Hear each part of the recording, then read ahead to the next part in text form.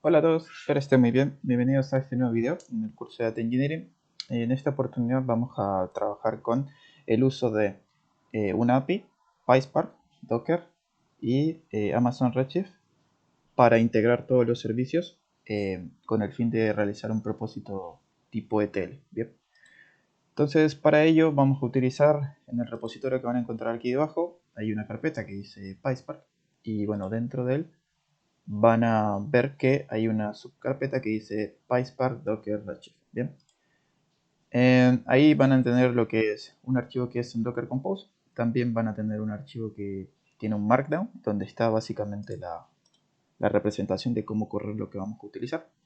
Y también van a tener un folder que dice Docker Share Folder. Bien, y dentro de él está toda la info que vamos a utilizar.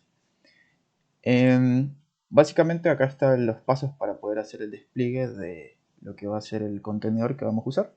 Y también es importante que dentro de la carpeta que vayan a trabajar creen un archivo tipo environment con las credenciales que observan aquí. ¿Ya? ¿Eso dónde tienen que crearlo? Bueno, básicamente dentro de la carpeta Docker Shard, ahí ven que hay un archivo que dice .env. ¿Ya? Básicamente lo que tendrían que hacer es crearse un archivo environment y ahí dentro colocar sus credenciales para las bases de datos que vayan a estar trabajando. Eso es muy sencillo, simplemente leen aquí el nuevo archivo, separan donde quieren y colocan ahí .env. Luego simplemente colocan esto, que vienen a ser sus credenciales, ¿ya? Ponen su usuario, su password, su host o su URL donde viva su base de datos, el puerto. En este caso yo trabajo con el 5439 porque es el de Redshift, el nombre de la base de datos y el esquema que vayan a estar trabajando. Bien, esto lo guardan y se supone que tiene que ser el archivo que va dentro de la carpeta Working Directory. Bien, es lo único que hay que agregar adicional a lo que ya se tenga. Bien. Yo no lo voy a hacer porque ya lo tengo, pero simplemente para que lo vieran, lo puse ahí. ¿Ok? Bueno, luego de eso, vamos entonces a abrirnos una terminal y voy a explicar un poco qué tiene el Docker Compose, ¿ya? Para que primero vean qué tiene. Recuerden que el Docker Compose es simplemente un archivo que nos permite levantar distintos microservicios acoplados. ¿Ya? Yo en mi caso voy a estar trabajando con una imagen de PySpark que se llama Jupyter PySpark Notebook. Recuerden que eso lo pueden buscar en lo que es Docker Hub y ahí pueden colocar el nombre de la imagen que estén interesados. En esta fue la que utilizamos la última vez, así que bueno, esa es la que voy a estar trabajando. Bien. Y ahí como ven aparecen distintas cosas como por ejemplo el nombre del contenedor, el puerto donde va a vivir, el volumen que va a utilizar como base. En mi caso, el volumen que voy a utilizar como base va a ser la carpeta Docker Share Folder y dentro de ella una que dice Working Directory. ¿Ya? Ese va a ser el directorio que va a replicar en el contenedor. ¿Bien? Por eso aquí dice Home, Coder, Working Directory. Bien. Después viene un usuario que puede ser cualquiera, yo le puse root. El directorio base donde va a estar trabajando es ese, el del contenedor, ¿ya? Porque básicamente estoy transfiriendo de mi máquina hacia el contenedor. Y luego viene una variable de entorno que son para acceder a lo que va a ser el Jupyter Notebook que nos va a generar este contenido. Por ejemplo, aquí vamos a activarle que puedo utilizar Jupyter Lab. Va a utilizar un token que en este caso va a ser mi nombre, lo pueden customizar a su gusto. También le van a colocar lo que son unos distintas variables de entorno referentes a lo que es consumo y bueno, algunos parámetros opcionales. Eso lo pueden dejar por default. Y también hay una ruta que es donde va a estar lo que es el elemento que nos va a permitir conectarnos a Postgre, en este caso un archivo .jar, que básicamente es un driver, ¿ya? Y su objetivo es permitir la conexión entre lo que es PySpark y bases de datos tipo Postgre, ¿ya? Después van a tener también el archivo environment, que se supone que tienen que tenerlo dentro de esta carpeta. Por eso fíjense que les dije que dentro de esta, en Working Directory, ahí tienen que crear su environment, ¿ya? Con sus credenciales. Y bueno, esto van a ser lo que son las redes o las direcciones IP del contenedor. Y bueno, esto es básicamente para agregarle una capa eh, superior en donde va a estar disponible para visibilidad pública. ¿Ya? Con eso es lo más importante. Entonces, lo que tendríamos que hacer es simplemente ejecutar esto. Aquí dejé un comando para que vean cómo hacerlo. Si ya están parados encima de la ruta donde tienen todo su archivo, donde tienen el Docker Compose, pues simplemente párense acá, verifiquen si tienen ahí el Docker Compose. Y bueno, básicamente lo que hay que hacer es simplemente levantarlo con este comando, docker compose -f, el nombre del archivo, que es el que va a utilizar, el up para que lo levante y el build para que cree la imagen a partir de lo que está en ese Docker Compose. Importante que básicamente tengan, en este caso, Docker arriba, ¿ya? Hayan abierto Docker porque si no, no les va a funcionar. Entonces, bueno, luego de hacer eso, ahí debería comenzar a levantar los servicios.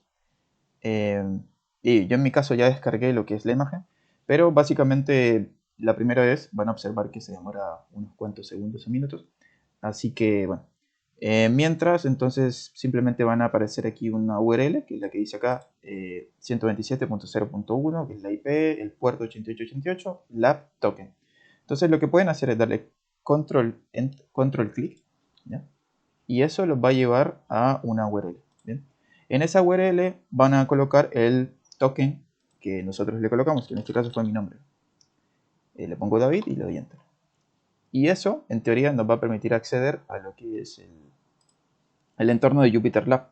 Y dentro de Jupyter Lab, él va a replicar lo que va a ser la carpeta Working Directory, que es la que vamos a estar utilizando. ¿Ya? Entonces, fíjense que la carpeta Working Directory tiene todo esto, que son los drivers, los notebooks y de los archivitos que teníamos ahí. Bueno, acá también está haciendo la réplica, ¿no? Aquí podemos ver que dentro de Docker Share Folder tenemos Working Directory y ahí dentro están todos los archivos que vamos a estar utilizando. Bien, eso. Ahora entonces pasemos a la arquitectura para que se entienda un poco qué vamos a hacer. En esa misma carpeta dejé un archivo que se llama, adentro del Working Directory, un archivo que se llama scalidraw. Lo pueden descargar y lo pueden abrir a través de scalidraw.com o también simplemente pueden abrirlo en lo que es donde dice aquí entregable arquitectura. Ahí también van a tener una foto donde se explica más o menos lo que voy a mencionar. Entonces, para abrirlo en scalidraw se van a scalidraw.com, le dan aquí, le dan open y ahí simplemente abren su archivo. Yo lo descargué, así que lo abro y ahí se ve. ¿Ya? ¿Cuál es la arquitectura que vamos a usar? Bueno, es algo relativamente sencillo, un proceso ETL donde vamos a partir de una API gratis, en este caso datos.gov.ar. A partir de eso vamos a obtener un método get para obtener información de datos de lo que son exportaciones de cereales. Y en nuestra máquina vamos a tener viviendo a Docker y dentro de Docker van a estar los componentes tanto Python como PySpark y JupyterLab, ¿no? A partir de ese microservicio vamos a conectarnos hacia una tabla en Redshift, ¿ya? Y ahí vamos a tener una conexión a través de lo que es el driver JDBC, ¿ya?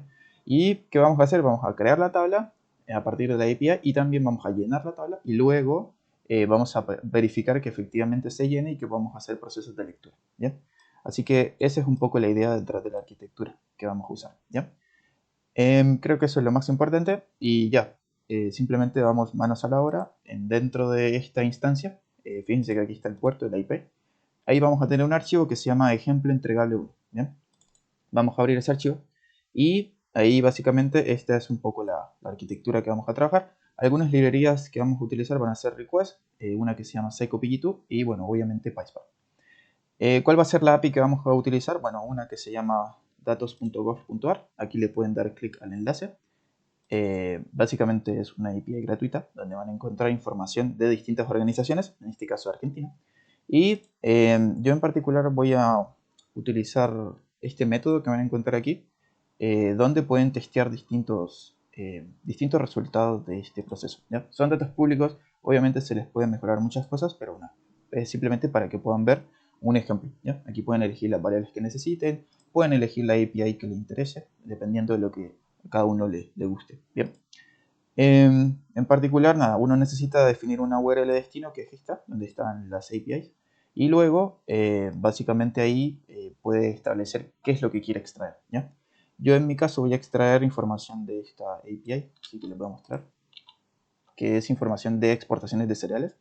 Entonces, en particular, uno lo que hace es colocarle aquí una fecha de inicio y a partir de eso, él comienza a mostrarte como cuántos son cada una de las exportaciones desde esa fecha de inicio, ¿ya? Ahí pueden buscar la documentación y van a encontrar más data, pero bueno, eso es lo más importante. Entonces, simplemente vamos a utilizar la librería request y lo que es URL ¿ya? Para hacer lo que son los calls. Vamos a crear una funcioncita que se llama getAPICalls. Va a depender de un ID y bueno, también va a depender de una URL base, ¿ya? A esto hay que hacerle un encoding especial, así que eso es lo que van a observar aquí, donde dice parsing URL encode, ¿ya? Eso es lo más importante. Luego hay que describir cuál es el ID que necesitan. En este caso yo estoy trabajando con este ID, que es el que necesito para las exportaciones de cereales. Entonces acá le coloco una fecha de inicio y aquí llamo a la función, la invoco. En ese caso va a crear el método con la conexión. Bien. Y si yo quiero observar cuál es el resultado, pues simplemente es un método get. No tengo que enviar nada, así que simplemente acá, con el método get y .json, voy a obtener el resultado que observan en la URL. ¿Ya? La misma que está acá, pero lo observo a través de un diccionario. Entonces, nada, ahora lo que nosotros tendríamos que hacer es verificar que tengamos, en este caso, la data que estemos trabajando. ¿Ya? Yo, en mi caso, voy a crear todo a través de una librería que se llama psychopg2 library.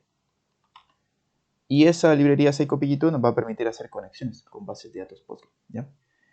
En el archivo environment ustedes van a tener todo lo que son sus credenciales hacia la base de datos. Por ende, todo esto va a estar referenciado hacia esa base de datos. ¿Ya? Acá se hacen algunas especificaciones referentes a lo que es la configuración de PySpark. Ahí, como ven, lo primero que se coloca acá es el archivo o el motor que va a permitir la conexión con la base de datos. En particular, yo voy a estar trabajando con un motor de Postgre, así que por eso estoy utilizando este JDBC de Postgre. Bien. Y bueno, eso es como lo más importante. Entonces, ahí definimos lo que va a ser el driver path y aquí se especifica dónde está ese driver path para que él sepa que existe y cuando quiera hacer una invocación hacia una base de datos que involucre utilizar código de Postgre, va a tener ese driver activo. ¿Bien? Luego acá creamos una sesión de Spark, colocamos un nombre, le colocamos un nombre a la app y básicamente le especificamos cuáles son los drivers que va a utilizar. ¿Ya? Así que ese sería el primer paso. Luego de que tengamos eso, vamos a cargar lo que va a ser el archivo de variable entorno. ¿Ya? El archivo de variable entorno, si se fijaron en lo que es el Docker Compose, estaba como un elemento oculto, pero aquí, cuando hayamos definido que la variable entorno iba a cargar eso, bueno, lo podemos invocar a partir de Operating System. Entonces, con esta librería, .environment, y ahí en ese archivo env ustedes van a tener lo que son sus credenciales. Si quieren ver qué les da, pues simplemente tienen que darle aquí donde dice env y le dan enter y ahí les va a salir todo su variable de entorno. Yo en mi caso no lo necesito, así que ya, eso. Después viene lo que es el proceso de conexión. En el proceso de conexión vamos a conectarnos a una base de datos tipo Redshift. Entonces, lo que tenemos que ver es cuáles son nuestras credenciales. Para eso, ustedes crearán el archivo environment con sus diferentes usuarios, password y sus nombres de esquema. Así que aquí simplemente estamos conectándonos a eso. Y fíjense que acá estamos trayendo todo desde el archivo environment para no tener que publicar eso de forma pública, ¿ya? O para que alguien lo pueda ver. ¿Okay?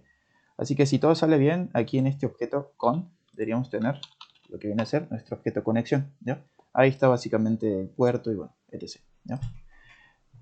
Luego de eso vamos a crear lo que va a ser nuestra tabla. En este caso ya le puse un comando típico de SQL, create table if not exist, en el esquema del environment, el nombre de la tabla, exportaciones de cereales y lo que voy a guardar. En mi caso van a ser tres cosas: la fecha, la cantidad de millones de dólares y la frecuencia, que eso es la información que va a venir en lo que es esta data de la API. Bien, yo voy a tener una información acumulada, por eso ven que aparecen tres columnas en realidad. Y luego le asigno una sort key. Esto es para que la distribución sea tipo diskey y que se enfoque solamente en la variable datefront para hacer lo que son filtros o order by en la columna o en la tabla. Bien. Acá hacemos la conexión, ejecutamos la query respectiva, hacemos el commit para guardar cambios y cerramos lo que va a ser el puntero. Si todo sale bien, ahí nosotros deberíamos tener nuestra tabla creada. ¿Ya?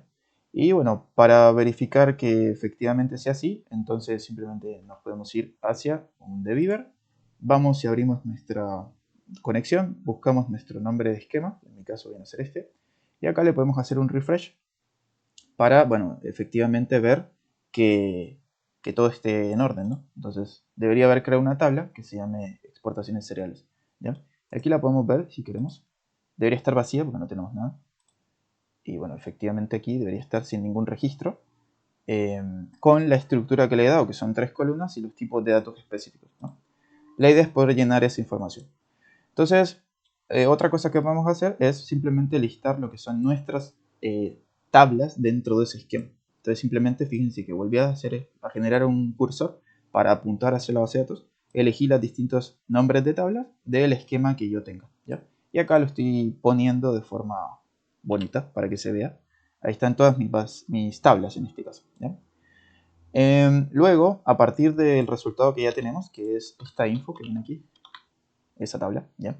Ese diccionario, bueno, vamos a crear un Spark Data Frame. Entonces fíjense que acá utilizamos spark.createDataFrame a partir de data, y ahí elegimos las dos columnas que nos interesan, que va a ser la primera, que es la fecha, y la segunda, que es la cantidad de dinero en las exportaciones. Bueno, eso nos va a crear un Spark Data Frame. Como ya tenemos la imagen de Spark, no vamos a tener ningún problema para poder crearlo, no tenemos que instalar nada, ¿no? Luego aquí podemos ver lo que es el esquema, que vienen a ser las columnas. Fíjense que la date la entiende como string y el millones de dólares lo entiende como double, ¿bien? Ya. Después simplemente podemos crear una nueva columna, eso se hace con el with column, le colocamos frecuencia y ahí básicamente le colocamos una categoría que va a ser mensual. Es como para saber que toda esta información viene mes a mes, ¿ya? Y ese nuevo archivo o ese nuevo Spark Data Frame se llama df2write, es el nuevo objeto. Aquí imprimimos el esquema y mostramos el resultado, ¿bien? Ya. Luego de eso, lo único que tenemos que hacer es simplemente hacer el proceso de escritura, que viene a ser el paso este donde dice write, ¿no? Entonces, para poder hacer eso, simplemente cogemos nuestro objeto Spark y utilizamos write. Luego le tenemos que especificar cuál es el JDBC que va a permitir eso. Recuerden que eso está acá dentro, el Postgre SQL .gr7 es el que va a permitir esa conexión, ¿bien?